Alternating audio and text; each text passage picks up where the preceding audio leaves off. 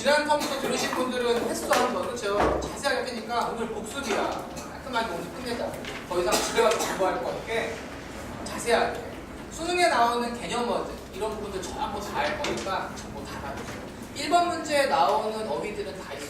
정보 다 있으니까 지금 눈 잘 뜨고 들으시면 여기서 소설 이런 부분 공부할 거 없어. 이제 수능 2배에서 나오는 교재들만 분석하시면서 연습하시면 그리고 새로 오신 분들 저희 그 매일매일 하루 수능 기출을 드리고 있어요. 그래서 매일 한 지문씩 비문화 한 지문씩 읽는 거 연습하느라고 매일매일 드리고 있어. 수능 할 때까지 계속 드릴 거야. 그러니까 매주마다 하루에 한 지문씩 읽으시고 답도 확인해 보시고 내가 구조 맞게 읽고 있나 한번 확인해 보시고 그리고 그날 집에 가서 20분 복습하시라고 했어요. 복습하시고 매일매일 한 지문씩 하시면 될 거야. 물론 이제 더 그 외 하시고 싶으신 분들은 뭐 시중에 기출문제집들은 많이 있어요. 한번 더 보고 싶거나 그러시면 뭐 3월이나 뭐 7월이나 10월 이렇게 기출문제 모아져 있는 문제집들이 있어. 미래로나 그런 것들이 있으니까 그런 것들을 통해서 더 하실 수 있어요. 연습하시고 매일 한 지문씩 읽는 건 연습하셔야 돼. 약속하시고 173쪽입니다. 인물부터 하나씩 보자고요. 잘 들어야 돼? 잘 들어야 돼. 1번 선지에 나오는 거 다 있다. 인물의 유형을 먼저 보시면요. 인물의 유형은 이렇게 세 가지 정도로 나누어 볼 수 있는데요. 첫 번째는 주동인물, 반동인물입니다. 주동인물 동그라미 하시고 반동인물 세모할게요. 주인공과 갈등을 일으키는 쪽 반동인물이라는 말을 써요.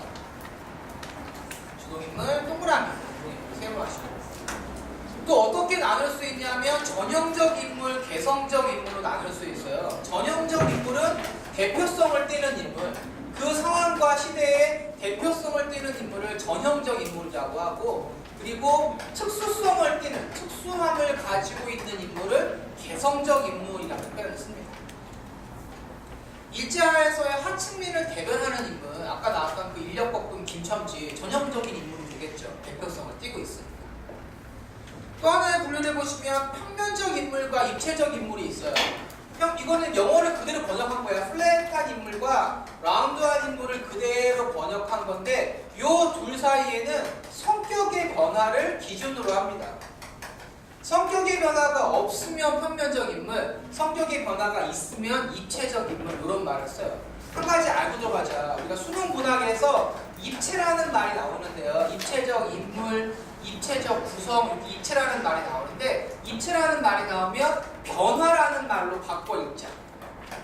다시 말씀드리면 성격의 변화가 있으면 입체적 인물이야. 구성상의 변화가 있으면 입체적 구성이 돼요. 그러면 역순행적 구성, 또는 역전적 구성, 시간의 흐름에 변화가 있어. 걔는 입체적 구성이 돼요, 안 돼요?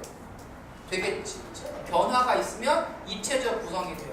사건이 하나밖에 없어. 하나의 사건이 변함없이 진행돼. 그러면 평면적인 구성이 되겠고 사건이 2개 이상이 나와. 서로 다른 사건이 2개, 3개가 나와. 이런 병렬적인 구성, 사파적 구성, 에피소드식 구성은 입체적 구성이 되겠지라고 이해하시면 돼요. 입체는 변화로 이해하자. 성격에 변화가 있거나 구성의 시간대 변화가 있거나 사건 내용에 변화가 있으면 입체적 구성으로 이해하자는 말씀을 드려요. 기억하시고 내려오시면 인물 제시 방법은 아까 보셨듯이 직접적인 제시와 간접적인 제시가 있어. 그 박스 안에 들어있는 용어들을 다 암기하셔야 돼요. 눈에 많이 넣어놓으시면 이해가 되고 이해하시다 보면 반복하시다 보면 암기까지 될 거야. 심지어 직접적인 제시는요 말하기인데요. 텔링이 되는데 요약적 제시, 설명적 제시, 분석적 제시 한꺼번에 외우시게 한꺼번에 같은 카테고리로 머릿속에 눈속에 넣어두세요. 수능평가원에서는 얘네들을 마구마구 섞었어요. 직접적인 제시라고도 했다가 분석적 제시라고도 했다가 요약적인 제시라고도 하니까 얘네들 같이 알아버릴게. 같이 한 덩어리로 알아보시죠. 이해하자. 그 직접적인 제시의 방법은 서술이에요. 설명해주는 거야 서술이에요. 성격을 직접 이야기해주는 거야. 착하다 라고 해주는 거야. 오른쪽에 간접적인 제시를 보시면 보여주긴돼요. 쇼잉인데 극적 제시, 장면적 제시예요.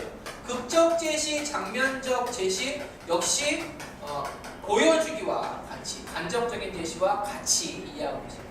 장면적인 제시는 애들이 잘 이해해. 얘는 씬이라는 거지. 장면으로 보여준다는 거지. 이거는 잘 이해하는데 이 극적인 제시를 좀 오해할 수가 있어. 이게 이게 드라마틱한 제시를 번역한 말인데 중요한 게 뭐냐면 극적 제시라는 게 극적이다. 야, VMR 투아웃에 역전 홈런 진짜 짜릿해. 그걸 얘기하는 게 아니야. 이거는 극적 제시는 그냥 보여주기야. 보여주기야.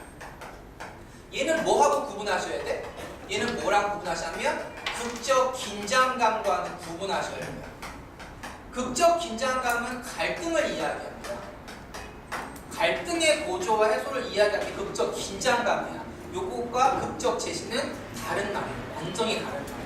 얘는 극으로 드라마로 보여준다는 이야기고 얘는 긴장감, 극적 긴장감이 있다는 거. 갈등의 고조와 해소를 이야기하는 거니까 얘는 내용상으로 판단하시는 거고 얘는 제시 방법으로 이해하시는 거야. 둘은 완전히 다른 개념이에요. 헷갈리시면 안 돼. 작년에 김만중의 구운몽이 나왔을 때 성진이가 이 모든 것이 다 꿈이었구나 라고 깨닫는 부분에서 극적 긴장감이 있다. 틀린 선지예요. 그렇죠? 극적 긴장감 없지. 갈등의 해소니까 극적 긴장감이 해소되는 떨어지는 부분이겠지. 장면 제시 물어보는 게 아니야. 내용으로 이해하시고 장면 제시를 이해하셔야 돼. 간접적인 제시의 방법은 대화와 묘사가 있습니다. 묘사는 보통 행동 묘사거나 배경 묘사겠지. 대화와 행동으로 행동의 묘사를 보여주면 보여주기, 극적 제시, 장면적 제시 이런 표현을 씁니다. 용어도 완전히 이해하셔야 돼. 오른쪽 가시면 시점입니다. 넘어가시면 시점이에요. 시점은 아까 말씀드린 그 두 가지 기준에 의해서 총 4가지로 나뉩니다. 그걸 말로 풀어놨어요. 174쪽이에요. 넘어가시면. 작품 속에 나 또는 우리라는 글자가 나와요. 나는 우리는 너랑 나니까 나가 나온다고 볼 수 있겠지. 그러면 1인칭이라는 말을 쓴다고 그랬어요. 작품 속에 인물이 있는 거야. 작품 속에 주인공도 있고 관찰자도 있는 거야. 그럼 1인칭 시점이에요. 그런데 내가 내 이야기를 해요. 내가 주인공이야. 그러면 나의 내면 심리가 서술이 가능하죠. 그러면 1인칭 주인공 시점이라고 해요. 내가 등장을 하는데 내 이야기 내가 주인공이 아니야. 주인공을 관찰한 내용을 이야기하고 있어. 1인칭 관찰자 시점이라는 말을 써요. 작품 속에 나라는 글자가 없어. 우리라는 글자가 없어. 내가 등장하지 않아. 서술자가 작품 밖에 있어. 그런 경우는 3인칭이 되겠습니다. 작품 밖에 서술자 이렇게 나온다고 했어요. 작품 밖의 서술자가 작품 밖에서 인물을 관찰해요. 관찰하니까 그 인물의 내면 심리를 알 수 있어 없어? 모르겠지. 그러면 작가 관찰자, 3인칭 관찰자 시점이라는 말을 씁니다. 등장인물의 내면 심리 서술이 불가능합니다. 내가 등장하지 않아요. 작품 밖에 있는 서술자가 등장인물, 특히 주인공의 내면 심리를 알려줘요.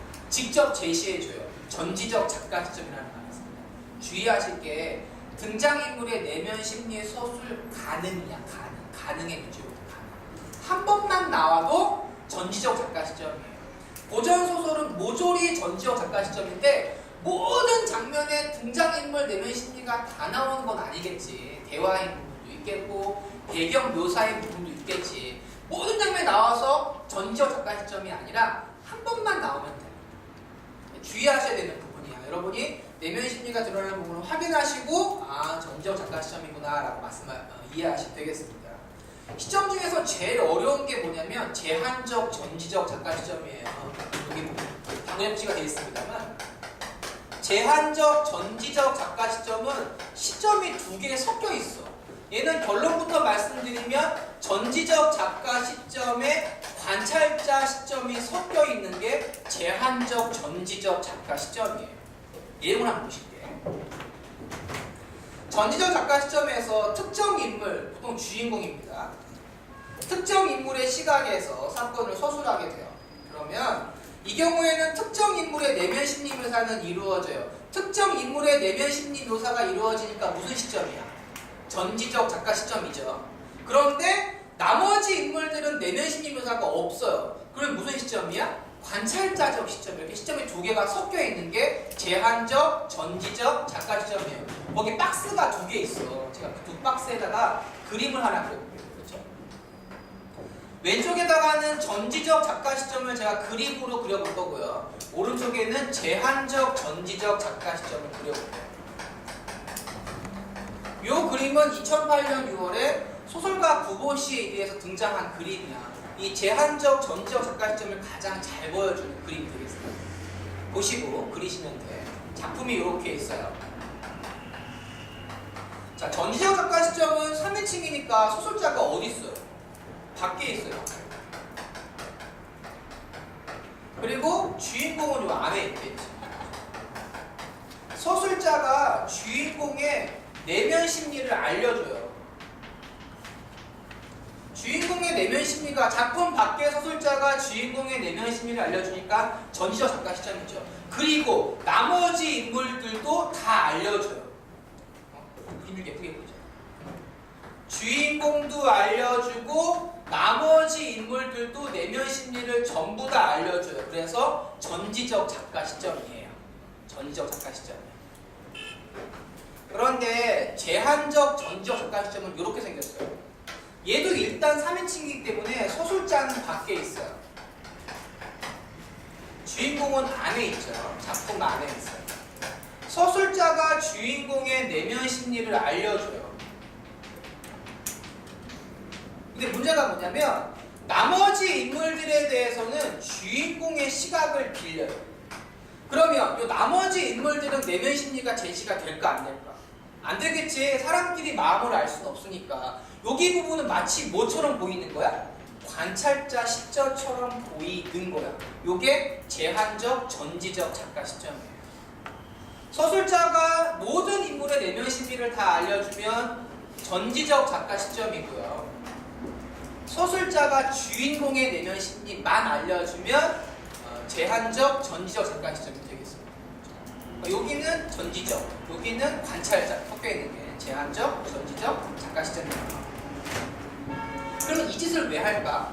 왜 이렇게 복잡한 짓을 할까? 2008년 최일남의 흐르는 북에서 정답 선지로 나왔습니다만 특정 인물의 시각에서 작품을 서술하고 있어. 그럼 왜 이렇게 복잡한 짓을 해? 그냥 다 알려주지 왜 한 명만 알려주고 나머지는 안 알려줘? 왜 그런 거야? 이 내면 심리를 아는 사람과 모르는 사람이 있으면 독자 입장에서는 누구의 마음을 더 이해할 수 있어? 누구의 마음과 더 가까워지겠어? 이렇게 되겠지. 그래서 특정 인물은 물론 주인공이 되겠습니다.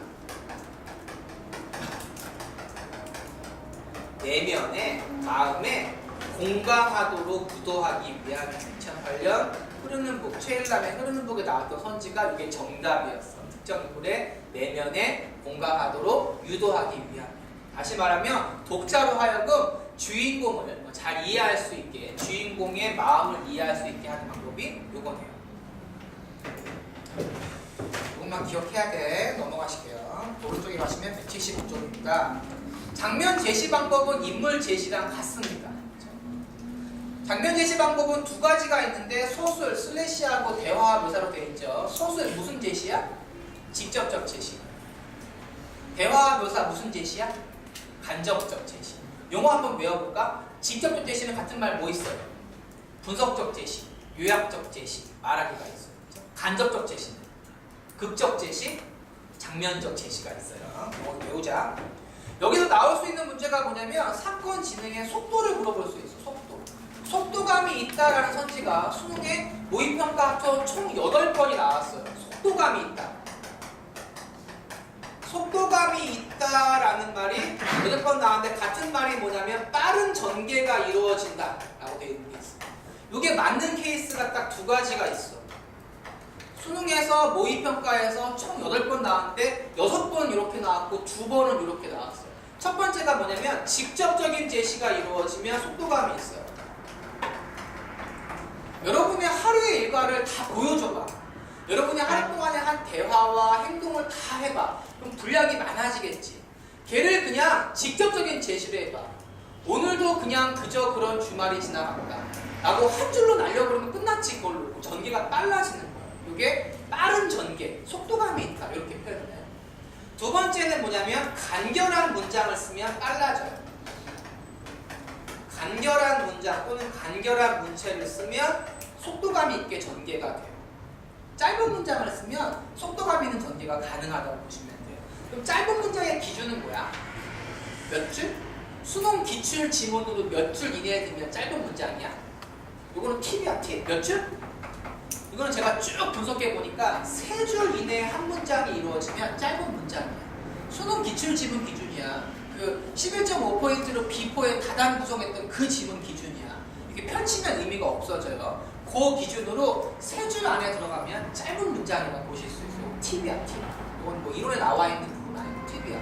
2012년 이태준 돌다리, 2013년 박태원의 청명분명에서 긴 문장을 사용하여 호흡이 긴 문장을 통하여라는 소지가 나왔어요. 다 보시면 5줄 넘어가는 문장이 많이 나왔어요. 그래서 긴 문장임을 알려줘.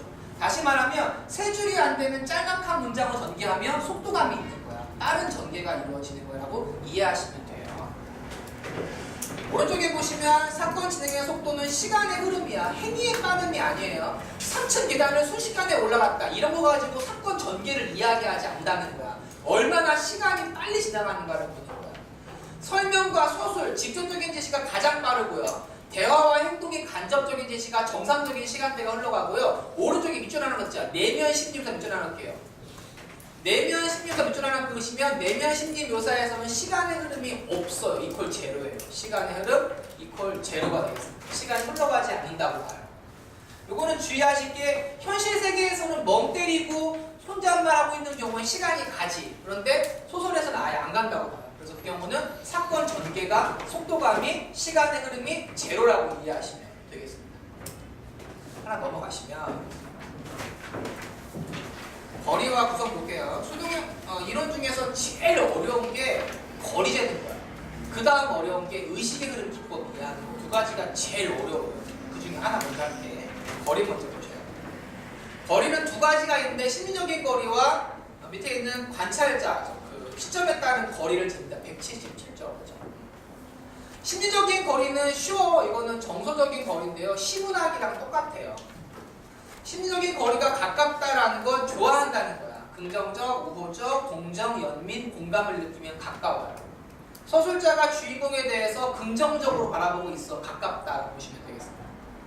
멀다라는 건 싫어하는 거야. 부정적, 비판적, 반감, 냉소, 풍자적인 태도를 보이면 멀다 이런 표현이 있어요. 이건 뭐 쉽고 잘 안 물어봐. 시에서는 좀 물어보는데 소설에서는 잘 안 물어봐요. 2번이랑 3번은 똑같은 내용이에요. 제가 2번으로 설명드리고 3번에 별표하실게요. 수능에서는 3번으로 나옵니다. 3번에 별표하실게요. 시점에 따른 거리, 관찰자 거리는 제일 중요한 게 서술자를 파악하시고요. 하나 더 쓰자. 오른쪽 플러스 내면 심리 서술 여부를 보시고요. 서술자를 파악하시고 내면 심리 서술 여부를 통해서 거리를 재셔야 돼요. 이거 좀 어렵다. 미리 말씀드려요. 어렵다. 일단 시점으로 말씀을 드리고 수능에 나오는 형태로 설명을 해드릴게요. 일단 용어 정리부터 해보자. 거리를 잴 때는 서술자와 인물, 서술자와 독자, 독자와 인물 간의 거리를 물어보는데 서술자는 작품 서술하는 사람이 1인칭이면 나겠고 3인칭이면 밖에 있겠지. 인물은 밑에다가 덜어서 쓸게요. 주인공을 가리켜요. 인물은 주인공이야. 주인공. 서술자와 주인공의 거리, 서술자와 독자 여러분입니다. 우리야. 우리의 거리, 독자와 주인공의 거리를 재는 게 어렵습니다. 하나씩 해보자. 전지적 작가 시점이요. 전지적 작가 시점에서는 서술자가 주인공의 내면 심리의 서술이 가능하죠. 그런 경우를 가깝다 그래요. 내면 심리를 이해하게 될 수 있으면 가깝다라는 표현을 써요. 좋아하고 싫어하고를 떠나서 마음을 다 알아. 가까운 거예요. 거리가 가까운 거예요. 친구끼리 마음 다 알잖아. 가까운 거예요. 하나 내려오시면 서술자가 인물의 내면 심리를 독자에게 다 얘기해줘요. 가까워요. 다 얘기해줘요. 가깝습니다. 독자는 서술자에게 인물에 대한, 사건에 대한 모든 정보를 다 얻어요. 가까워요. 여기가 어렵다. 내려오면. 여기가 어렵다. 그러면 상대적인 개념이에요. 독자는 인물의 내면 심리를 알기 위해서 인물과 가까워질 필요가 없어요. 그런 개념이에요. 그래서 무슨 개념이야? 멀리서 지켜본다. 멀어진다는 개념이에요. 그래서 멀어요. 그래서 멀어요. 그러니까 다가갈 필요가 없다. 가까워질 필요가 없다. 멀어진다. 이런 개념에서 이해하시면 멀다를 이해할 수 있어요. 다가 멀이야. 다가 멀. 관찰자 시점은 딱 반대예요. 전자 작가 시점만 이해하시면 관찰자 시점 반대로 이해하시면 돼요. 있어요. 한 번 더 해볼게. 관찰자 시점에서는 소설자가 인물의 내면 심리를 진술할 수 있어요, 없어요? 없죠. 그럼 멀어요. 둘이 먼 거야. 한 번 더. 소설자가 자기도 모르는 인물의 내면 심리를 독자에게 얘기해 줄 수가 있어요, 없어요? 없죠. 그러니까 멀어요. 그러면 역시 여기도 이해하기 어려운데, 그러면 독자는 인물의 내면 심리를 어떻게 알아야 돼? 포기하고 재수해야 돼? 어떻게 알아야 돼? 가깝게 다가가야겠지? 몰입한다, 이런 의미에서 가까워진다는 생각입니다. 가까워진다. 그런 개념이에요. 그래서 가깝다. 그래서 멀멀 가까다. 빠르게 다시 한번 보시면, 전시적 작가 시점에서는 소설자가 인물의 내면 심리를 다 알아요. 다 얘기해줘요. 가까워요. 알고 있는 모든 정보를 독자에게 다 알려줘요. 가까워요. 독자는 인물에 대해서 가까워질 이유가 없어요. 왜? 서술자가 중간에서 다 알려주기 때문에 인물과는 상대적으로 멀어진다는 개념이에요. 반대로 서술자가 인물의 내면 심리를 몰라요? 멀어요. 자기도 모르니까 독자에게 알려줄 수가 없어요? 멀어요. 그러면 독자는 어떻게 해야 돼요? 인물에 가깝게 다가가야 돼요. 그래서 가까워진다. 그런 개념으로 이해하시면 멀멀 가가 되겠습니다. 조금 예외적인 게 1인칭 주인공 시점이에요. 왜냐하면 1인칭 주인공 시점은 소설자가 누구야? 인물이야. 소설자가 주인공 자기 자신이죠? 얘는 조금 특이해요, 항상. 그래서 따로 띄워서 보시면 소설자와 인물의 거리를 보면은 1인칭 주인공 시점은 같은 사람이죠? 그 사람이 그 사람이지? 그러니까 얘는 동일 인물이야. 가까운 정도가 아니라 가장 가깝다 이렇게 표현했어요. 그냥 아예 똑같은 사람이야. 소설자가 인물이야. 소설자가 주인공이야. 주인공이 소설자야. 내려오시면 소설자가 독자에게 인물의 자기의 내면 심리를 다 알려주죠. 가까워요. 그렇지. 소설자와 인물이 같기 때문에 소설자가 인물의 내면 심리를 다 알려주니까 가까워요. 그럼 밑에 문제가 생겼다.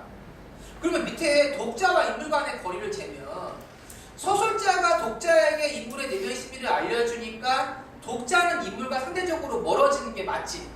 근데 문제는 뭐야? 소설자가 인물이지. 그럼 얘는 겹치지. 그래서 얘는 물어보지 않아. 그래서 블랭크로 처리가 되어 있어. 얘는 그렇게 물어보지 않아. 용어를 이렇게 물어보지 않아. 1인칭 주인공 시점도 전시적 작가 시점과 같은 개념으로 이해하시면 되는데, 다만 소설자가 인물, 소설자가 주인공이라는 것만 주의하시면 돼요. 제가 똑같이 한 번 더 설명드릴게요. 수능에서는 장면 제시로 물어봐요. 뒤에는 3번입니다. 한 번 더 복습. 거기 박스의 넓이가 똑같지. 다시 말하면 직접적인 제시는 전지적 작가 시점을 염두에 둔 거고요. 간접적인 제시는 관찰자 시점을 염두에 둔 표현입니다. 한 번 더 할게. 똑같이. 직접적인 제시에서는 인물의 내면 심리가 서술 가능하죠. 직접 제시해줄 수 있어요. 철수는 착하다. 가능하지. 그러면 소설자와 인물의 거리가 가깝죠. 직접 제시니까. 직접적으로 성격을, 심리를 제시해줄 수 있습니다. 그렇게 소설자가 인물에 대한 정보를 독자에게 다 줘요. 그러니까 소설자와 독자도 가까워요. 그러면 마찬가지야. 독자는 인물에 대해서 소설자보다 상대적으로 멀어요. 그래서 멀다는 개념이에요. 가깝게 다가갈 이유가 없어요. 가까워질 이유가 없어요. 멀리서 인물을 지켜보면 돼요. 왜? 중간에서 누가? 소설자가 인물에 대한 모든 정보를 다 주기 때문이에요. 그래서 직접적인 제시는 가감으로 이해하시면 되겠습니다. 반대로 한 번 더 설명드려요. 간접적인 제시에서는 대화와 행동에 대한 묘사가 이루어지기 때문에 인물의 내면 심리 서술이 가능해요? 불가능해요? 불가능하죠. 그러면 소설자가 인물의 내면 심리를 알 수 있어요? 없어요? 모르네요. 그러면 둘 사이의 거리는 멉니다. 멀다. 한 번 더. 소설자가 자기도 모르는 인물의 내면 심리를 독자에게 알려줄 수 있어요? 없어요? 없어요. 그래서 멀어요. 멀다. 그러면 독자는 어떻게 해야 한다고? 우리는 어떻게 해야 한다고? 인물에 다가가야 돼요. 가까워져야 해요. 몰입해야 돼요. 그래서 가깝다. 이렇게 이해하시면 되겠습니다. 이게 제일 어려워. 거리 되는 게 제일 어려워. 해보자. 다음에 178쪽 가시면 구성입니다. 여러분 알고 계신 그 소설의 5단 구성을 보여주고 있어요. 발단, 전개, 위기, 절정, 결말 뭐 이런 걸 물어보진 않는데, 이렇게 소설 구성의 단계를 나누는 건 뭘로 나누는 거야? 소설은 뭐니까? 갈등이니까 갈등의 양상으로 나누는 거예요. 갈등의 원인이 제시가 되면 발단과 전개라고 하고요. 그 갈등이 점점 생겨나면 위기, 갈등이 첨예하게 생기면 절정이라는 말이 있어요. 그 갈등이 해소가 되면 결말이라는 말이 있어요. 그래서 이렇게 5단 구성을 나눠볼 수가 있겠습니다. 내려오시면 구성에서 수능에 나오는 개념으로 헷갈릴 만한 것들을 정리해놨습니다. 1번 보시면 시간의 흐름에 따라 나누면 순행적 구성과 역순행적 구성이에요. 순차적인 구성과 역전적 구성 같은 말로, 역행적 구성 같은 말로 씁니다. 2번 보시면 액자식 구성과 3번의 병렬적 구성이 있는데요. 2번, 3번 왼쪽으로 묶을게요. 2번, 3번 왼쪽으로 묶고 3번의 병렬적 구성의 별표. 액자식 구성은 잘 안 나와. 액자식 구성은 쉬워서 얘는 나오면 아예 보기에서 이 작품은 액자식 구성이라고 얘기해주는 경우가 있어. 액자식 구성은 굉장히 전형적인 모양을 가지고 있어요. 어떻게 돼 있냐면 구성이 요래. 외화가 나오고 내화가 나오고 외화의 구성으로 돼 있어. 액자식 구성은 심지어 우리 2008년에 나왔던 운영정 같은 거 보시면 아예 이 작품은 액자식 구성이라고 얘기해줘. 헷갈리지 않아. 애들이 막 이거 헷갈리면 어떡하죠? 근데 안 헷갈려. 굉장히 명확해. 예를 들면 이런 거야. 액자식 구성은 외화는요. 예를 들면 이렇게 돼 있어. 내가 철수를 만나. 시점은 보통 1인칭인 경우가 많고요. 시간대가 현재인 경우가 많습니다. 내가 철수를 만나. 철수가 늦게 왔어. 왜 늦었어? 왜 이렇게 한참 기다렸잖아. 철수한테 뭐라고 해요? 철수가 자기 이야기를 해줘요. 내가 왜 늦었냐면은 엄마가 몸이 안 좋았어. 그래서 내가 아르바이트하고 밤새 편의점에서 알바하다가 피곤해서 늦었어. 미안해 라고 철수의 이야기를 쭉 들려줘요. 시점과 시간대가 변하는 게 일반적이에요. 이야기를 다 듣고 나니까 내가 철수를 이해하게 됐어. 아, 네가 그래도 늦었구나. 사랑해. 라고 이야기를 해요. 그래서 끝나는 게 다시 시점과 시간대가 돌아오는 게 일반적이에요. 액자식 구성은 거의 요래요. 거의. 이게 반드시 이래야 한다는 게 아니라 보통 시점이 변하고 시간대가 변해. 그래서 명확하게 알 수 있어. 굉장히 잘 드러나. 그러니까 내가 액자식 구성과 병렬적 구성을 헷갈리면 어떡하지? 걱정하실 이유가 없어. 이거는 전부 다 내가 철수를 이해하기 위한 사건 하나로 보실 수 있어. 그래서 헷갈리지 않아요. 어렵지 않아요. 고민 안 하셔도 돼요. 이해하지 못하면 어렵지 아니야. 굉장히 명확해. 심지어 보기에서 주기도 해. 걱정하지 마. 병렬적 구성은 별표 하나 했어. 이거는 중요해요. 그렇죠? 요즘에 자주 등장하는 선지가 되겠어요. 병렬적 구성 밑줄 하나 그으시고 사파적 구성 밑줄 하나 그으시고 내려오시면 에피소드식 구성 밑줄 하나 그으시면 세 개는 같은 말로 이해하세요. 병렬적 구성, 사파적 구성, 에피소드식 구성 같은 말로 이해하시면 돼요. 요 구성의 포인트는 뭐냐면 오른쪽에 있어요. 직접적인 인과성이 없는 밑줄이거든요. 인과성이 없는 애 밑줄. 거기에 별표 하나 하시고요. 그게 포인트예요. 사건이 연결되지가 않아. 인과적이고 유기적인 사건이 아니야. 다른 사건이야. 독립적인 사건들이야. 라고 보시면 병렬적, 사파적, 에피소드식 구성이라고 이해하실 수 있어요. 그런 인과성이 없는 독립된 2개 이상의 사건이 병치, 나란히 병자에 둘 치자야. 나란히 전개가 되는 게 병렬적 구성이에요. 그러니까 사건이 다른 사건이야. 이게 구체적으로 드러나는 양상이 밑에 보시는 것처럼 옴니버스식 구성이랑 피카레스크식 구성인데 옴니버스와 피카레스크라는 말은 수능에 나온 적은 없습니다. 왜냐하면 옴니버스는 영화 용어고요. 피카레스크는 소설적인 용어, 소설 용어인데 두 개를 가지고 개념을 이해해 볼 수 있어요. 옴니버스식 구성은요. 하나의 주제로 몇 개의 단편이 연결되어 있는 거예요. 오른쪽에 밑줄 긋자. 주인공이 달라요. 아예 주인공이 달라. 다른 이야기야. 피카레스크식 구성은 오른쪽에 밑줄 하나 넣을게 주인공이 같아요. 이게 피카레스크식 구성. 옴니버스식 구성의 가장 대표적인 작품은 아라비안 나이트야. 천일야망. 그렇죠? 세헤라자데 공주가 죽지 않으려고 이야기를 매일매일 해줘요. 거기에 나오는 이야기의 주인공이 누구야? 누구 나와? 신밧드도 있고 알리바바도 나오고 알라딘도 나오죠.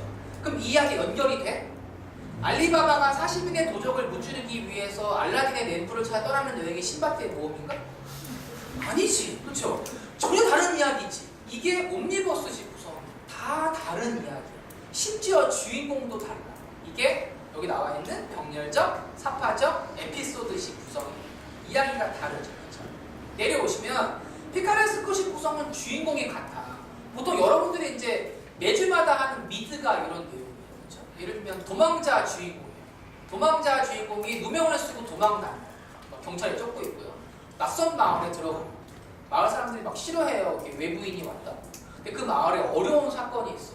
주인공이 해결해줘요. 정의롭게. 마을에서 제일 예쁜 여자랑 눈이 맞아요. 하지만 도망자의 신분이기 때문에 떠나야 돼요. 이게 오늘 내용이었어요. 다음 주 또 새로운 마을에 가요. 마을 사람들이 싫어해요. 외부 사람인데 그 마을의 어려운 내용을 해결해줘요. 마을에 제일 예쁜 여자랑 눈이 맞아요. 하지만 떠나야 돼요. 요게 피카레스코식 구성. 각각의 사건에 연결이 있을까 없을까? 없어요. 그냥 그 주로 끝나는 거야. 그 주로 끝나는 거야. 이렇게 병렬적인 구성이다. 사파적인 구성이다. 에피소드식 구성이다. 보실 수 있겠습니다. 구분할 수 있어야 돼. 이 사건은 병렬적 구성이 돼요, 안 돼요? 나와 철수의 사랑 이야기 돼요, 안 돼요? 내가 철수랑 별로 안 좋았다가 철수의 이야기를 듣고 사랑하게 된 거죠. 그럼 사건이 하나야. 이거는 병렬적, 사파적, 에피소드 아무것도 안 돼요. 그렇죠?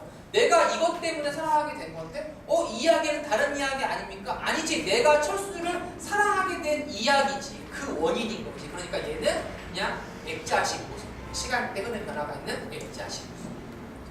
4번에 의식의 흐름 기법 별표 하나 하시게요. 얘가 제일 어려워.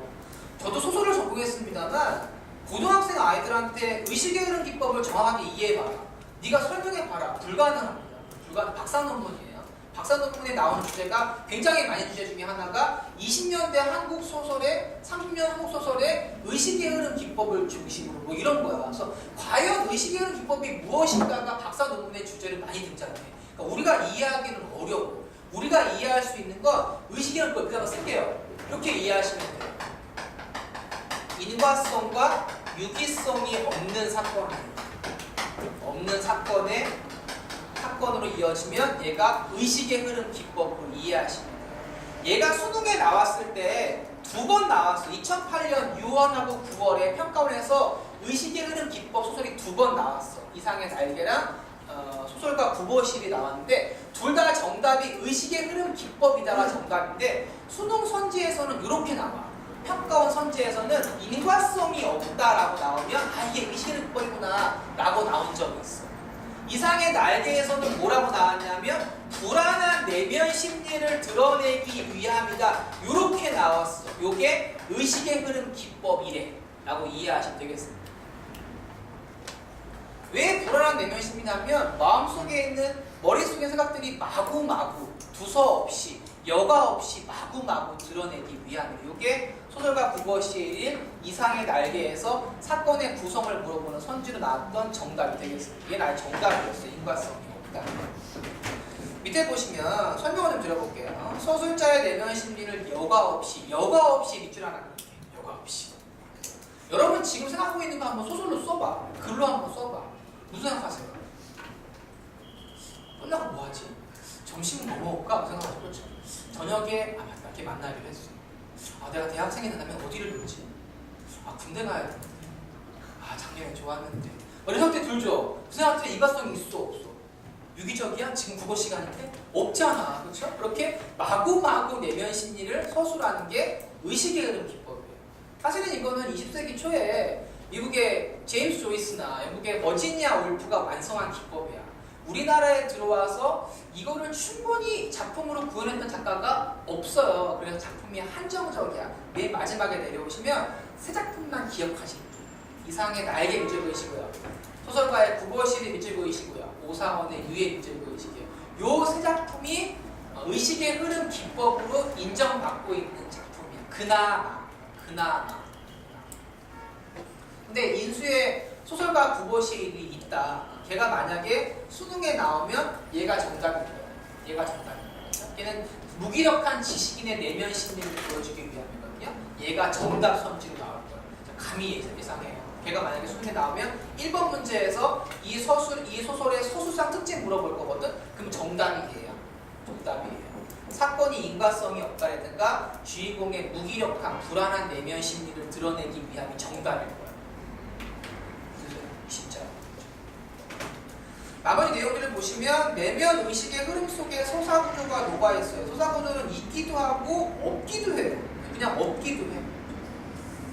초현실주의의 자동기술법, 그냥 쭉 아무런 연결고리 없이 이야기를 쭉 연결시켜서 여과 없이 나가는 게 자동기술법 되겠습니다.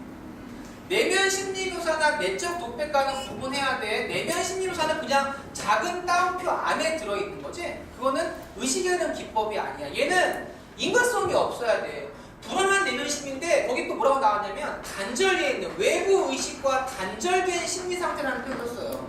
이렇게 나와야지만 이게 의식에는 기법이구나 라고 이해하실 수 있어요. 불안한 내면 심리, 단절된 의식 이런 표현을 쓰면 이거 의식에는 기법이구나 라고 이해하시면 돼요. 얘가요 최근 한 3년 사이에 모의평가와 수능에서 소설 선지에서 늘 나온다. 이 의식의 흐름 기법을 이용하는 선지가 답인 적이 한 번도 없어요. 한 번도 없어. 그러니까 제가 아주 거칠게 말씀드리면 구보시의 일이 날개 위에가 아니야. 이 선지가 있어. 그럼 그냥 그으세요. 아니야. 아닌 거라고 생각하십니다. 아주 거칠게 말씀드려요. 근데 올해는 구보시의 일이 있기 때문에 걔는 주의하셔야 돼. 걔는 의식의 흐름 기법이야. 걔는 주의하셔야 돼. 걔만 주의해. 내려오시면 5번도 별표하실게요. 소설자의 직접적 개입인데요. 별표하시고 옆에 쓸게. 고전소설에서만.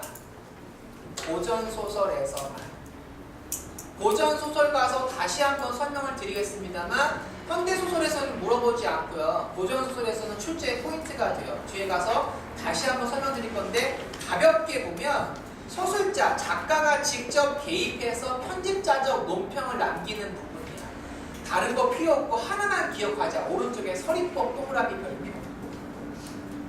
이하니 뿅뿅하니니까 어찌하니 뿅뿅하리요? 라는 서리법으로 등장하는 게 작가의 직접적 개입이 되겠습니다. 고전소설 가서 다시 한번 말씀을 드릴게요. 여기서는 이름만 읽어보시면 되겠습니다. 양상은 인물에 대한 평가와 서술자의 감정 노출과 독자와의 대화 시도. 저기 저 춘풍이 안에 하는 집 좀 보소. 이렇게 대화를 시도하는 걸로 나오게 됩니다. 따뜻한 데서 자고 있는 저 친구 좀 보소 하고 나오면 작가가 개입하는구나 라고 이해하실 수 있네요. 자, 주요 지문 좀 보실까요? 제가 오늘 유인물로 작품 해제를 드렸어. 중요한 줄거리로. 줄거리를 읽고 가느냐, 읽고 가지 못하느냐가 만점을 받느냐, 못 받느냐를 가르지는 않아. 여러분 분석하시면 돼요. 하지만 연계가 됐을 경우에는 줄거리 알고는 훨씬 쉽겠지. 시간을 줄일 수 있겠지. 그래서 주요한 작품들을 실어놨고요. 그 작품들의 해제, 전체 줄거리를 드렸어. 걔는 꼭 읽어보셔야 돼. 나중에 9월 이후에 파이널 할 때는 걔네들을 추려서 다시 한번 드릴 거야. 걔네들은 많이 읽어보고 가세요. 작품 흐름을 알고 있으면 이해가 굉장히 쉬워. 굉장히 쉽기 때문에 도움을 받기 위함이야. 하지만 작품 분석할 때는 전체 줄거리 모르고 하셔야 돼요. 몰라야지 분석이 되지. 다 알고 어느 부분이네 라고 하면 분석이 잘 안 돼. 그냥 술렁술렁 읽고 문제 풀려고 들어. 그러지 말고 처음 본다 생각하시고 최대한 찾아봐. 시험장 가실 때는 시간을 좀 아껴야겠지. 현대소설 같은 경우는 연계가 되기도 하고 안 되기도 해요. 그냥 50대 50이야. 그러니까 우리가 만약에 중요한 작품 찍어서 맞출 수 있는데 연계가 안 되면 못 맞춰. 못 맞춰. 그런 경우는 어쩔 수 없으니까 분석하는 능력을 키우자라는 말씀을 드려요. 하지만 연계가 됐을 경우에 제가 연계가 되면 찍거든요. 맞추거든요. 그러면 가서 소설 지문이 있는데 한 2분 만에 읽으세요. 이거 뭐였네. 중량 이후만 다르네 라고 쉽게 읽으시면 되니까 해제도 꼭 읽어보셔야 돼. 읽어보셔야 돼. 첫 번째 작품은 이청준의 눈길입니다. 별표 하나 하실게요. 수능에 나올 수 있는 작품이에요. 이청준은 병신과 머저리, 잔인한 도시, 작년에 소문에 몇 해가지고 계속 지금 수능에 나오고 있는 중요한 작가예요. 중요한 작가이기 때문에 별표 하나 하시고. 그래서 작년에 나왔으니까 올해 또 나오기는 대단히 어렵다고 봅니다만 예외가 있기는 있어. 예외가 있기는 있어. 유치환이 연속 나온 적이 있어. 그렇게 그만큼 중요한 작가라고 보여지고 더구나 죽었어. 죽으면 나올 수 있어. 나올 가능성이 높아져. 살아계실 때보다 돌아가시면 좀 잘 나와.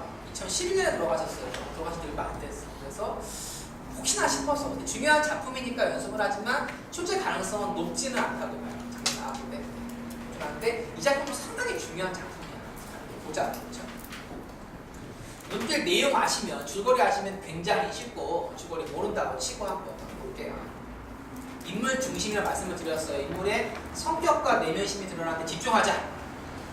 같이 보시자고요. 그날 밤, 아니 그날 새벽, 아내에게 한 번도 들려준 일이 없는 그날 새벽에 서글픈 동행을 나 자신도 한사코 기억에 피한 저편으로 사라져가 주기를 바라오던 그 새벽의 눈길의 기억을 노인은 이제 받아낼 길이 없는 묵은 빈문서를 들추듯 허무한 목소리로 되씹고 있어요. 인물 다 나왔네. 첫 줄에 아내 동그라미, 둘째 줄에 나 동그라미, 1인칭 시점입니다. 그 다음에 셋째 줄에 노인 동그라미 3명 나와요. 나랑 아내랑 노인인데 노인이 뭔가 이야기를 하고 있는 걸 나랑 아내가 듣는 장면인 것 같다. 무슨 이야기인지 모르겠는데 그 이야기에 대한 내 이야기에 대한 나의 태도는 나온다. 둘째 줄에 밑줄 하나 넣자. 기억의 피안으로 사라져 가주기를 바라오던 그 새벽의 눈길의 기억. 밑줄 하나 쭉 그을게요. 그러니까 지금 노인이 하려는 이야기가 나에게는 좋은 얘기야, 불편한 얘기야. 기억의 뒤편으로 사라져 주기를 바라는 뭔가 불편한 얘기인 것 같아. 좀 뭔가 이렇게 좋지 않은 내용인 것 같아. 무슨 말인지는 모르겠어.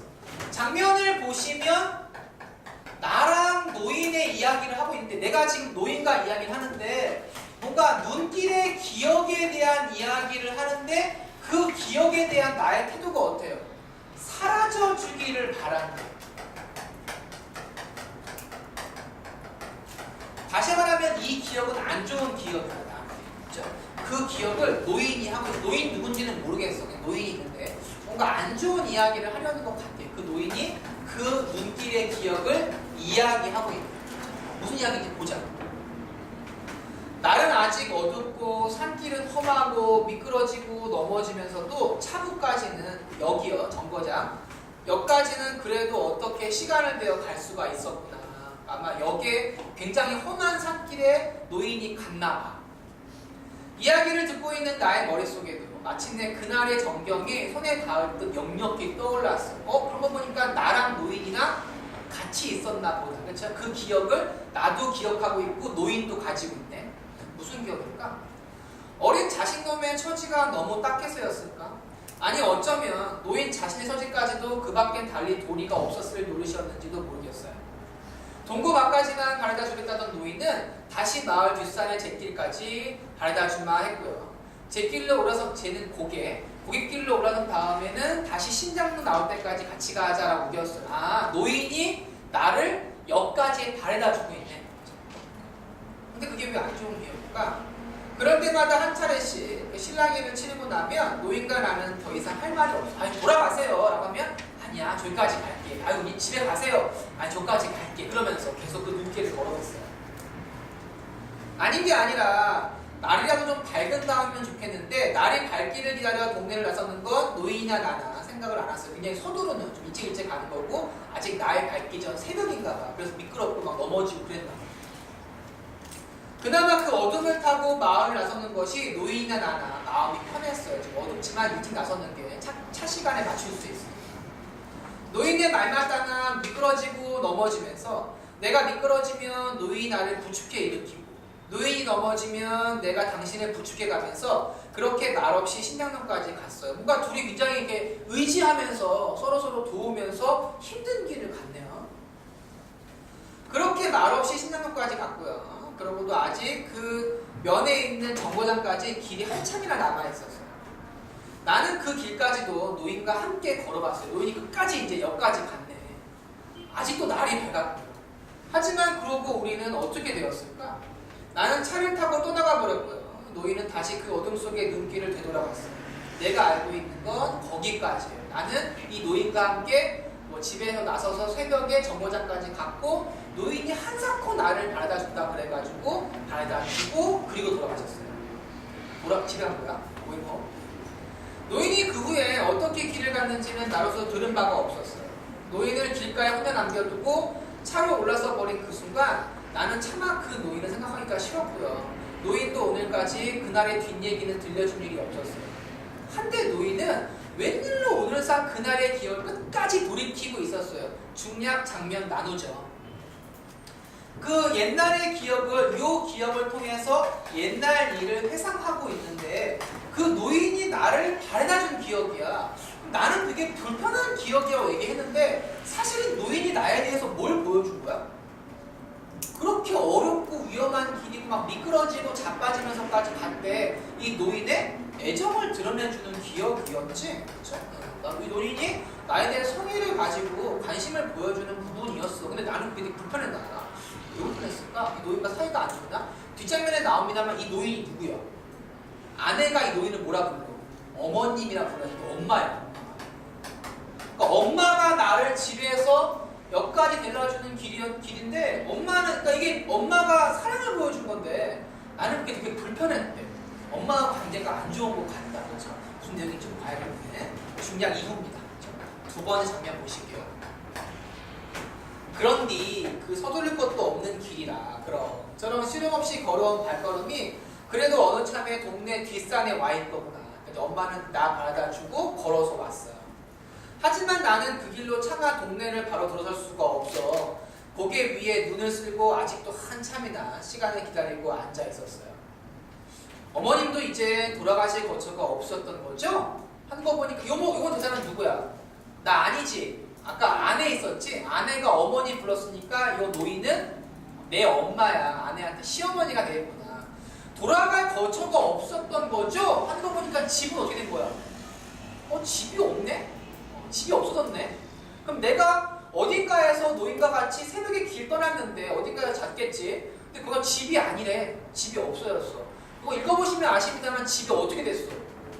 형이 노름하고 막 투기해가지고 날려버렸어. 집이 날아가 버렸어. 한동안 조용히 입을 다물고 있던 아내가 더 이상 참을 수 없다는 듯이 노인을 막 추궁했어요.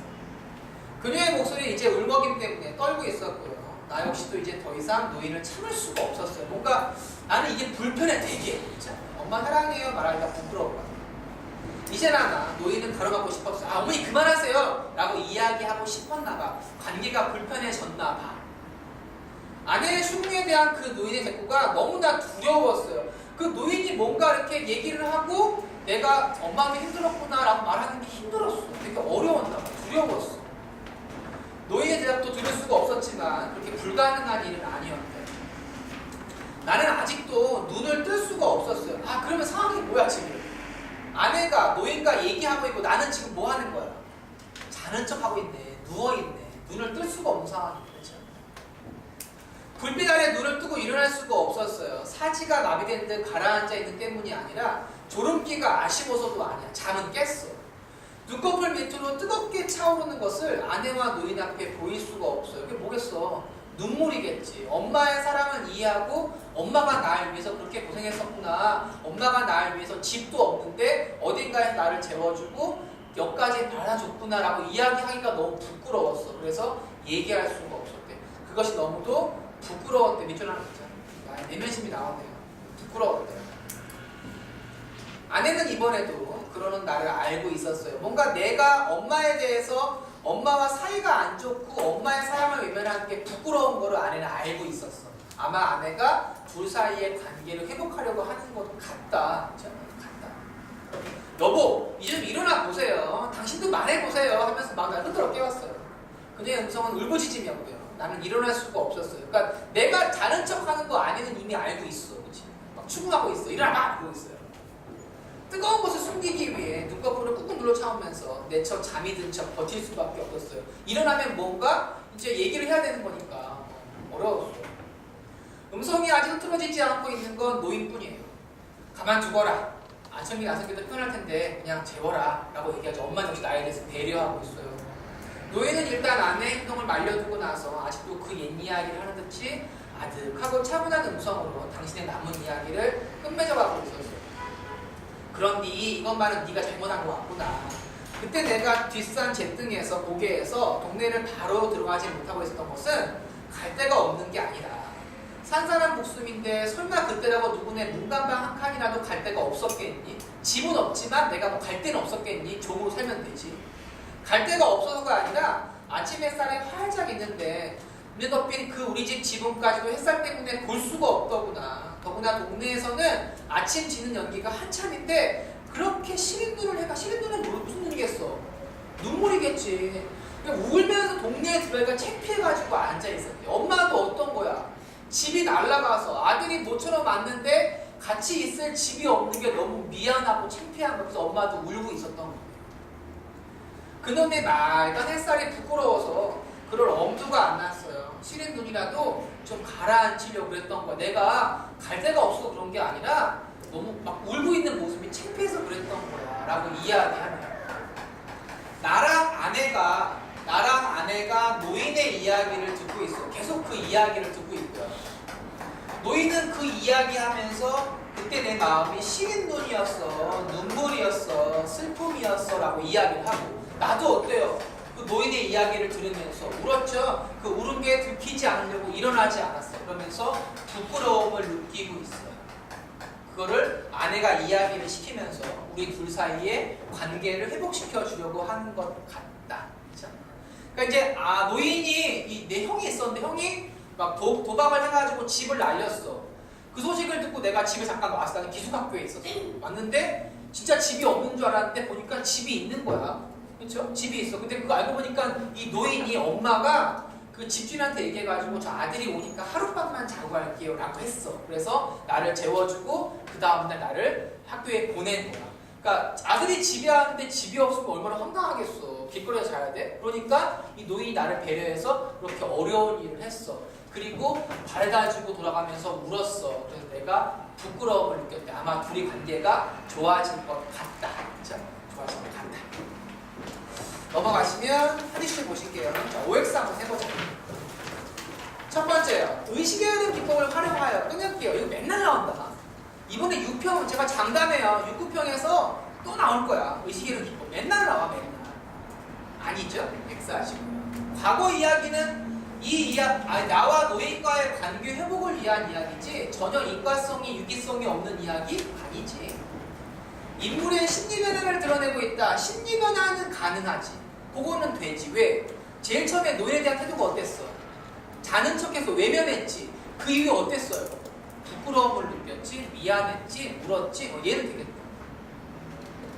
의식의 흐름 기법은 인과성의 결여, 유기성의 결여로 이해하시면 되겠고요. 수능에 나왔을 때는 인과성이 없다고 한번 나왔었고 단절된 불안한 내면신이라고 한번 나온 적이 있습니다. 2번 볼까요?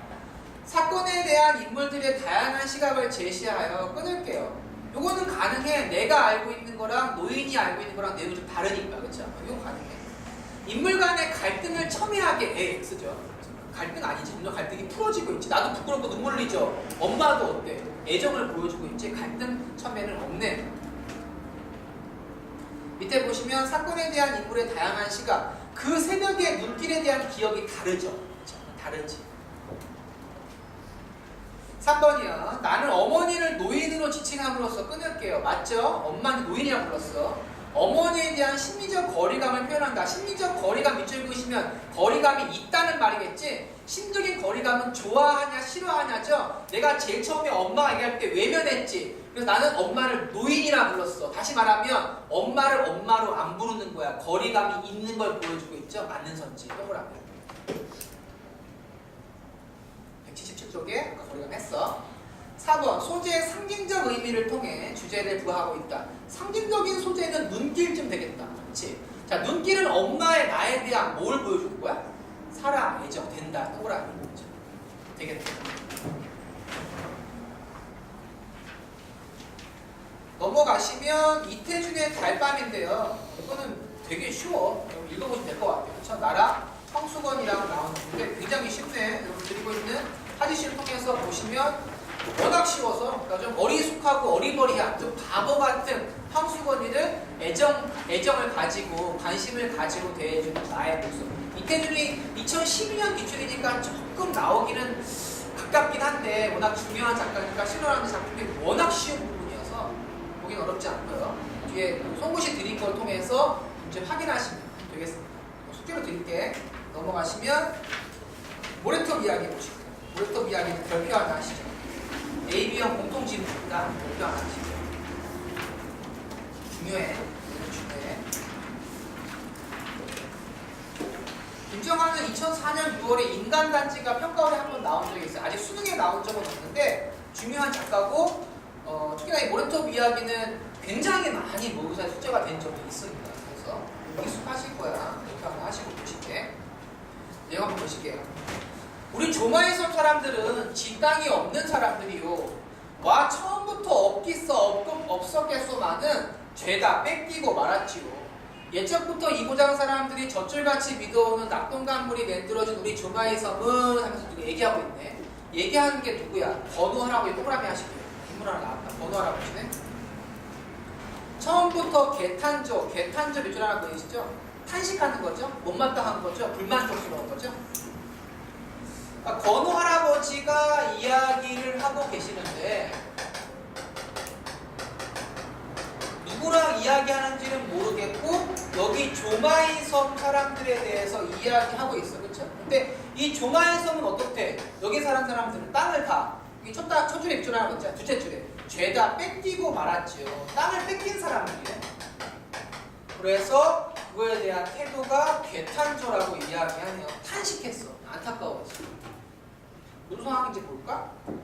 선조로부터 물려받은 땅, 자기들 것이라 믿어오던 땅이 자기들이 겨우 철 들락말락한 어렸을 적에 벼랑간 외놈의 동청 면의로 둔갑했대. 밑줄 나갔죠? 외놈의 동청 면의로 둔갑했대. 그러면 시대 배경이 뭐였던 거야? 이 땅이 우리 땅이 아닌 첫 번째 이유는 뭐야? 부정적인 현실 중에서 누구인 거야? 일제하였구나. 일단 현실 하나 나왔고 거기 동척 세모 하나 하실게요. 동척 세모의 별표 하나 하실게요. 동척 중요한 소재.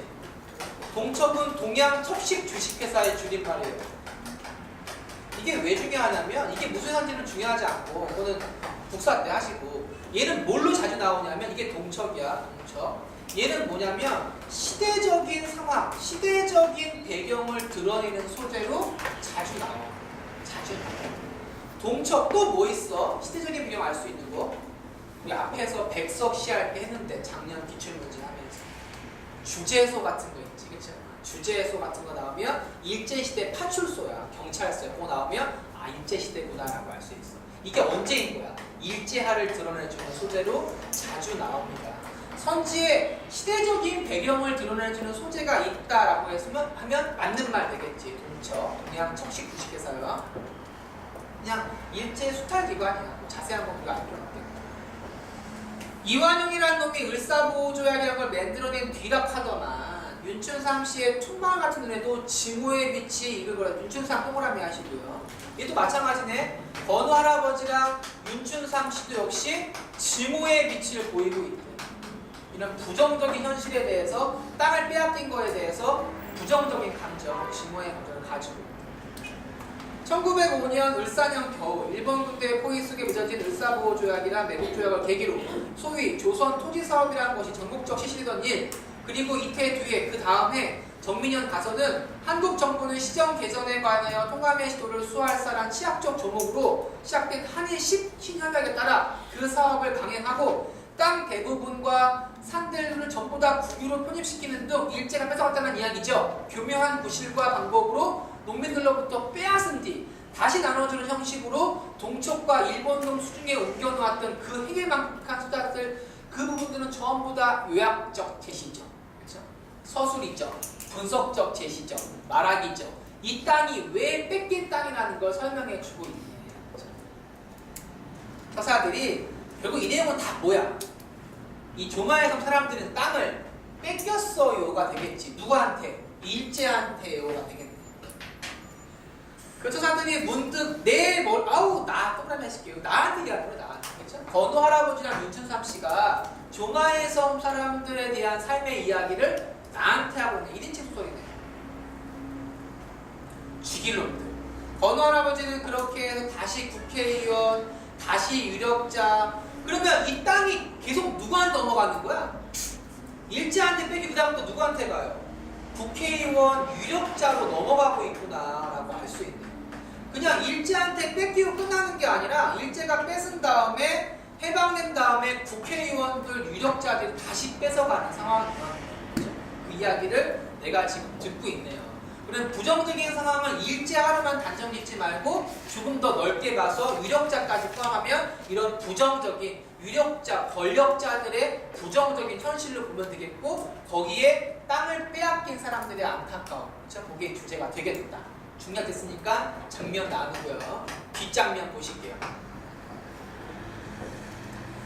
건운의 가족도 무사히 피난했겠죠. 먼저 네입에 땅콩을 다 돌리시고요. 계속 1인칭이야. 아까부터 미뤄오던 말이 나왔어요. 뭔가 일이 있어가지고 피난 갈 일이 있었나 보다. 야, 예스죠. 해놓고도 어쩐지 말끝이 석연치 않았어요. 그러니까 뭔가 일이 있어서 건운의 집이 피난을 갔는데 완전히 간 건 아닌가 본데 뭐 다친 사람도 있는 모양인데 잘 모르겠다. 그렇지? 아침과 고개를 끄덕끄덕하고 있으면 등을 한번 쳐주세요. 집들은 물론 결단 났겠지만 사람은 더러 상하지 않았던가요? 라고 이야기하고 있어요. 나는 이런 질문을 해놓고 이내 후회했어요. 우리가 하는 빈말 같아서, 영혼 없는 걱정 같아서. 집이고 농사고 뭐 있는기요. 다행히 목숨들은 건졌지만 그 바람에 갈바세 영감이 또 안 끌려왔는기요. 갈바세 영감 동그라미요. 얘 누군지 모르겠네. 윤춘삼 씨는 동그라미요. 가슴이 내려앉는 듯한 무거운 한숨을 내쉬었어요. 건우 할아버지가? 동그라미. 그러면 건우 할아버지가 아까 뭐라 그랬어? 갈바스 영감과 가사입니다. 그러면 나랑 누구랑 얘기하는 거야? 윤춘삼 씨랑 얘기하고 있고 누구에 대해서? 건우 할아버지에 대해서 이야기하는구나.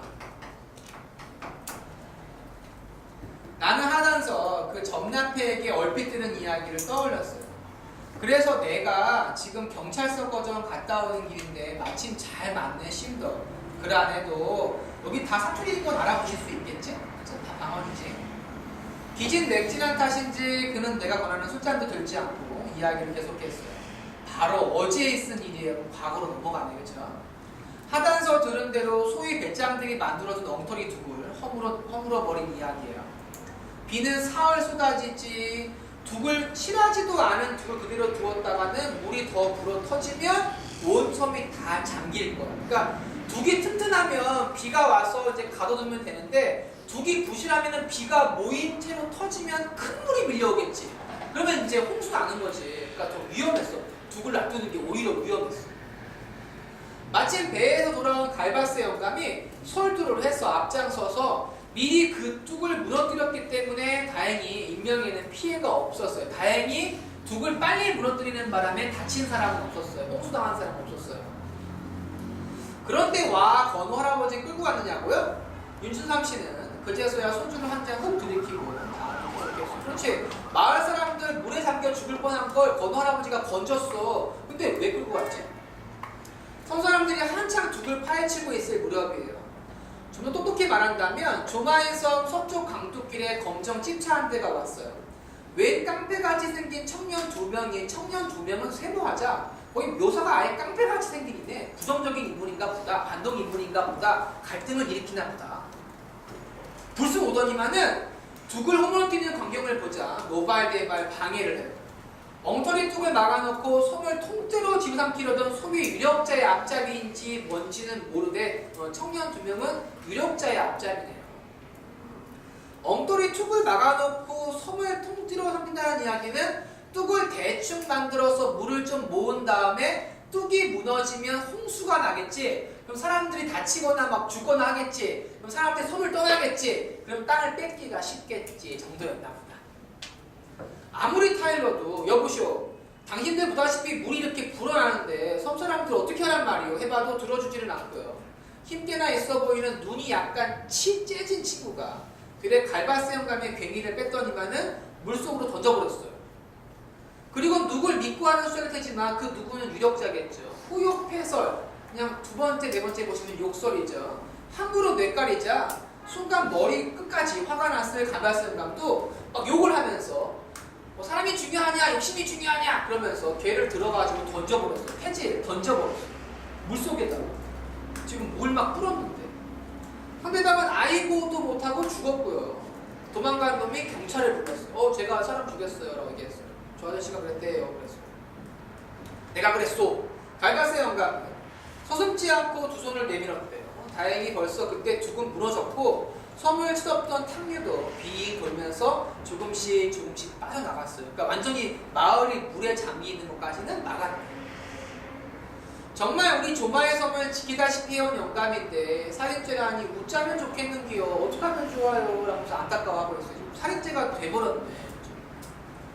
거기까지 말하고 나를 쳐다보는 윤수삼 씨의 벌건 눈에는 어느덧 닭똥 같은 눈물이 뚝뚝 떨어지고 있어요. 대충 내용 정리해보면 건우 할아버지가 무슨 짓을 한 거야 지금? 그 유력자의 앞잡이들, 그쵸? 그 청년 중에서 한 명을 퇴직을 해버렸어. 물에다가 던져버렸어. 그래서 어떻게 됐어? 살인죄를 썼죠. 살인죄를 쓰고 이제 경찰에 잡혀가게 됐어요. 이렇게 된 사건에서 이 윤춘삼 씨는 눈물을 뚝뚝 흘렸대. 거기에 대해서 슬픔과 안타까움을 느끼고 있대. 자, 소설은 인물 중심이야. 내가 어떤 태도를 드러내나 보자. 그쵸? 윤춘삼 씨는 슬퍼했어. 건우 할아버지는 거기에 저항했어. 나는 어떻게 하나 보자. 법과 유력자의 배짱과 선량한 다수의 목숨. 밑줄 하나 넣자. 법과 유력자의 배짱과 선량한 다수의 목숨. 써볼까요? 자, 법과 유력자의 배짱. 그리고 또 뭐래? 선량한 다수의 모습. 나는 이방인처럼 윤춘삼 씨의 캉캉한 여윈 얼굴을 그냥 건너다 봤대요. 이방인처럼 미전하는 게. 여기에 나에 대한 태도가 나온다. 하나씩 정리해보면. 그렇죠? 여기 배경은 뭐야? 배경은 부정적인 현실이야. 그 부정적인 현실은 유력자들이 약자의 땅을 빼앗아서 못사게 굴고 심지어 내쫓으려는 부정적인 현실이야. 그거에 대해서 건우 할아버지는 어떻게 했어? 맞서 싸웠지? 얘는 저항했어. 저항했어. 나도 어때? 법과 유력자의 배짱. 그래서 그거에 대해서 비판적으로 이야기했어. 선량한 다수의 목숨 하면서 동정과 공감, 연민을 드러냈어요. 하지만 마지막 태도가 중요하다? 나는 어떻게 했대? 곡괭이를 들고 파수도로 갔어? 아니 어떻게 했대? 이방인처럼 봤대. 그럼 나는 저항 의지를 드러낸 거야 안 드러낸 거야? 안 드러냈어. 나는 그냥 바라만 봤어. 어쩔 수 없네. 아, 그런 일이 있었구나. 안 됐네. 정도만 얘기했어.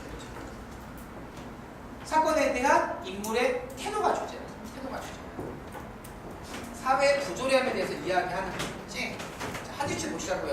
182쪽 하시면 인물과 인물 간의 갈등의 근본 원인은 끊을게요. 인물과 인물 간의 갈등은 드러났지. 그렇죠? 그게 뭐냐면 건우 할아버지랑 청년이랑 일단 갈등을 했어. 그렇죠? 그게 아니라 190쪽 보시면요. 그렇죠? 1번이요. 다른 책이네. 지역적 방언을 사용하여 사실감을 높이고 있다. 방언은 사투리죠. 근데 사투리가 이 경우는 굉장히 명확하고 그레심도 그렇단 게 이 정도는 명확한 거죠. 되겠다. 사투리고요. 사실감을 높인다라고 되어 있는데 사실감이 나오면 이런 것들을 가지고 이야기할 수 있어요. 평가원에서 사실감을 이야기하면 방언이다. 자, 방언을 사용하면 생생한 느낌이 들어요. 또는 현재형 어미를 쓸 수 있어. 생생한 느낌이 들어요. 그리고 굉장히 구체적인 배경 묘사가 이루어지면 사실감이 있다. 뭐 주소가 나오고 연도가 나오면 진짜 있었던 일인 것 같다는 생생함과 사실감을 더해줄 수 있어요. 더해줄 수 있어요.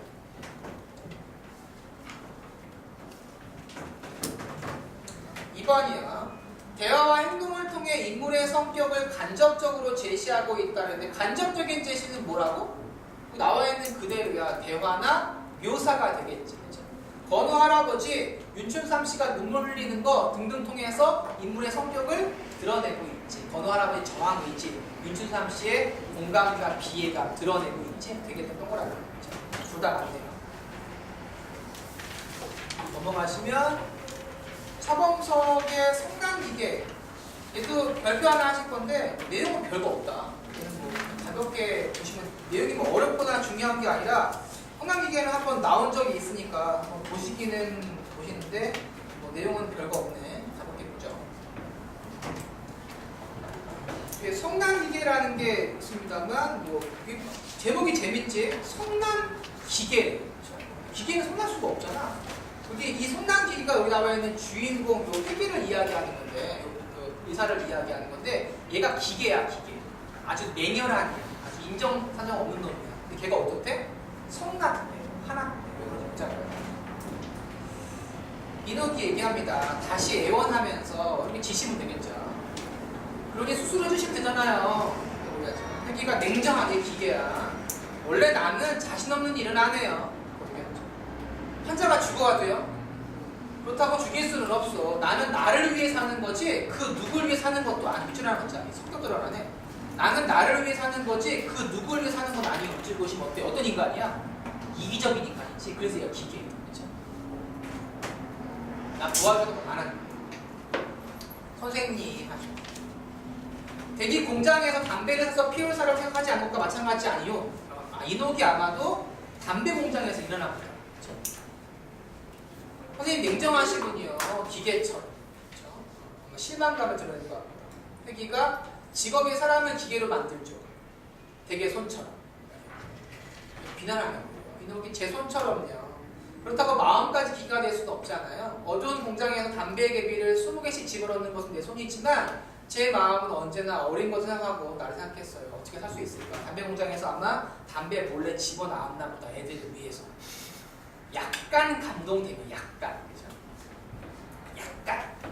내기가 좀 지나쳤는지는 모르겠지만 나는 결코 되게 죽어 좋다는 것은 아닙니다. 좋은 약을 소개해드릴게요. 뭔가 이녹이 수술할 일이 있는 것 같고 폐암에 걸렸어요. 그리고 회기는 수술하지 않겠다고 얘기하네요. 위험하기도 하고 자신이 없대. 알맹이는 어찌되었든 포장만 그럴싸한 말이군요. 늘 듣던 얘기지. 그런 게 아니라 괜찮아요. 수술도 못마다 주겠다는데 억지로 맡길 수는 없죠. 힘없이 도어가 그 도어가 문이다. 옛날에는 이렇게 영어 같은 것들 그냥 쓰는 게 유행이었어. 그래서 막 데스크 위에 펜슬 있다고 써있어. 이거 잘난 척 하는 거예요. 이렇게 영어 안다 이거. 오늘 스카이가 블루하다고 이런 거였죠. 살아보겠다는 게 잘못이죠. 남들은 다 아는데 뭐 나만 죽어야 할 까닭은 없을 것 같아서 물어봤어요. 저 그렇게 말씀하시는데 나가죠. 가시렵니까? 죄송합니다. 살 때까지 살게요. 나가죠. 회계는 걷잡을 수 없는 허무감과 자책심에 사로잡혀 미쳐나갔죠. 회계 어때? 태도가 조금 변하고 있네. 처음엔 단호했지. 저는 말합니다. 그러다가 약간 감동됐다가 죄책감 느꼈어. 얘가 죽을 수도 있는데 나. 이녹이 사라진 쪽을 멍하니 보고 있고요. 주저앉아서 담배를 피워요. 난처한 표정인 금숙은 책상에 서류를 뒤적이면서 시선을 회기에게 보고 있죠. 회기는 내 손이 기계라고 하면서 금숙이가 예? 미스터 원수 생각하나? 뭘 말씀이에요? 하면서 요를 부른대요. 안 돼요. 그건 안 되겠죠? 내용 좀 정리해보면 회기랑 이녹이랑 이야기하는 부분인데 수술을 하자고 하니까 회기가 수술을 이녹해주세요. 회기가 NO! 라고 이야기하죠. 이게 어떤 인간이었어? 어떤 인간이야? 굉장히 이기적이고 냉정한 인간이야. 그걸 한마디로 표현해놓은 게 기계가 되겠다. 그렇죠?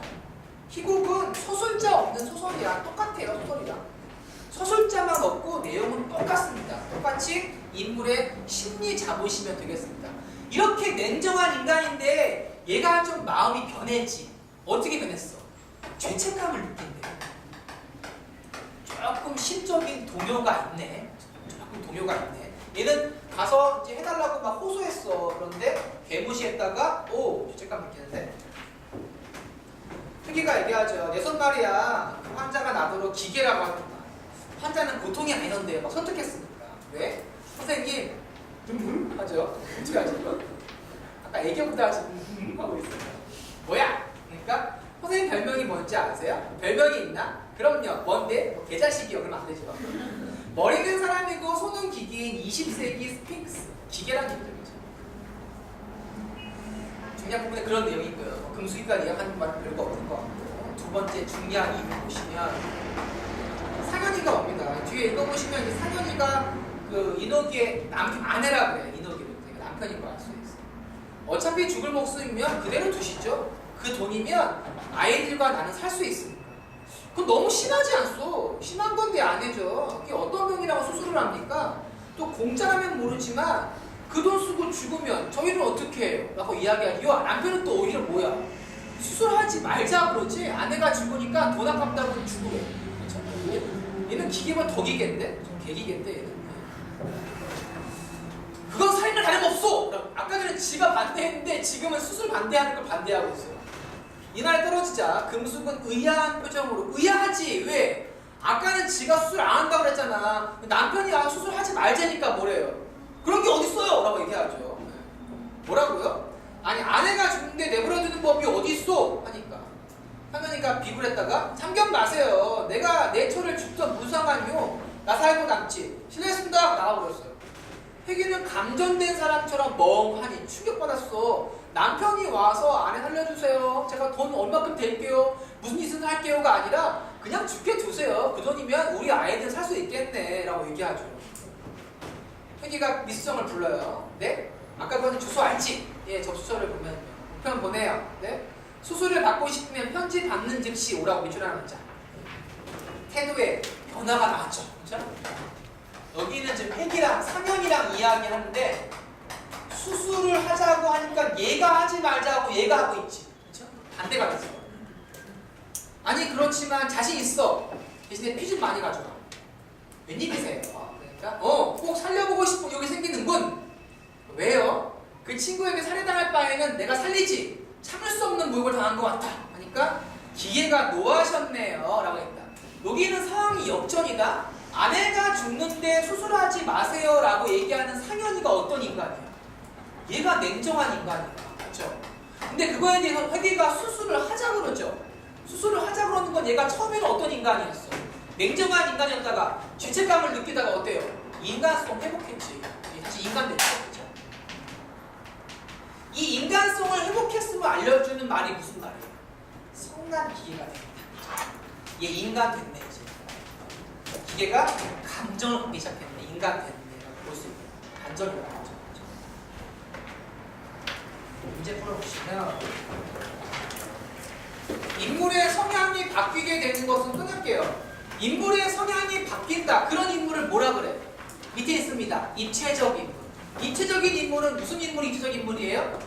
성격에 변화가 있는 인물. 내면 심리가 변했죠. 이 어떤 인간이었어? 냉정한 인간이었어. 차가운 인간이었어. 어떻게 됐어? 따뜻한 인간 됐어. 인간 됐어. 그렇죠? 사람 됐어. 개에서 사람 됐어. 바뀌게 되는 것은 앞부분 맞고요. 돈과 관련 X다. 그건 아니지. 여기 상현이가 와가지고 제가 돈 많이 드릴게요. 1억 드릴게요. 그건 아니었지. 그렇죠? 얘가 죽인다고 하니까 아니야 라고 하면 설득하고 있었던 거죠.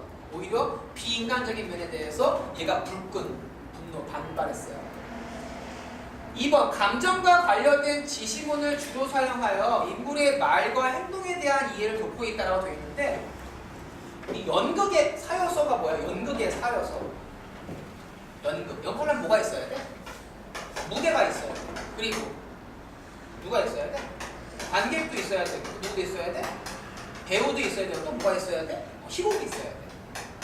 이게 연극의 사요서야. 이런 거 안 나와. 재미삼아 해보는 거야.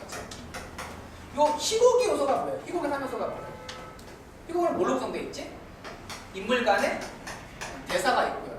그 다음에 맨 앞부분에 나오는 해설이 있고 중간중간에 가로로 들어가 있는 지문이 있어요. 가로 안에 들어있는 게 지문이야. 가로 안에 들어있는 게 지문. 그럼 가로 안에 들어있는 게 뭐가 있어? 요 지문은 두 가지가 있어. 뭐랑 뭐? 무대 지시문이랑 행동 지시문이 있어. 그렇죠? 무대 지시문은 뭐겠어? 왼쪽에는 뭐 책상이 있고 오른쪽에는 탁자가 있다. 그런 거지. 행동 지시문은 화를 내며, 손을 흔들며 이게 되겠지. 그렇죠? 가운데 손가락을 펴며 이런 것들이 되겠죠. 여기 해설에 여기 지문에는 뭐 있어? 뭐 분노를 터뜨리며 반항적으로 애원하며